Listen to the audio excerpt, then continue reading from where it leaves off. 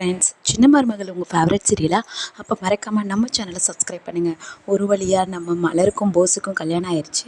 அதனால் ஃபஸ்ட் நைட்டுக்கு ரெடி பண்ணுறாங்க. அங்கே போயிட்டு போஸ் சொல்கிறாரு, ஊருக்கு தான் என் பொண்டாட்டியா, ஆனால் என்னை பொறுத்தவரை நீ இந்த வீட்டு வேலைக்காரி தான் அப்படின்னு சொல்லி மலரை ரொம்பவே கஷ்டப்படுத்திடுறாங்க. அடுத்த நாள் காலையில் எப்போதும் போல் நம்ம மலர் டீ கொடுக்குறாங்க. ஐயான்னு சொல்கிறாங்க. வாய் நிறைய மாமான்னு சொல்லுமா அப்படின்னு சொல்கிறாங்க. அதுக்கப்புறமேட்டுக்கு நம்ம சேதோட அம்மா நம்ம தமிழை கூட்டிகிட்டு போய் சாரியெல்லாம் கட்டிவிட்டு நகையெல்லாம் போட்டு விடுறாங்க. அதை பார்த்து வீட்டில் உள்ள எல்லாருமே சந்தோஷப்படுறாங்க. உடனே போஸ் அவங்க பெரியப்பாவுக்காக, கண்டிப்பாக நான் மலரை நல்லபடியாக பார்த்துப்பேன், உங்கள்கிட்ட எப்படி சொல்கிறதுன்னு தெரியாமல் தான் சொல்லலை, என்னை மன்னிச்சிருங்க பெரியப்பா அப்படிங்கிறாங்க. இதை கேட்டு ஈஸ்வரி ரொம்ப ஷாக் ஆகுறாங்க.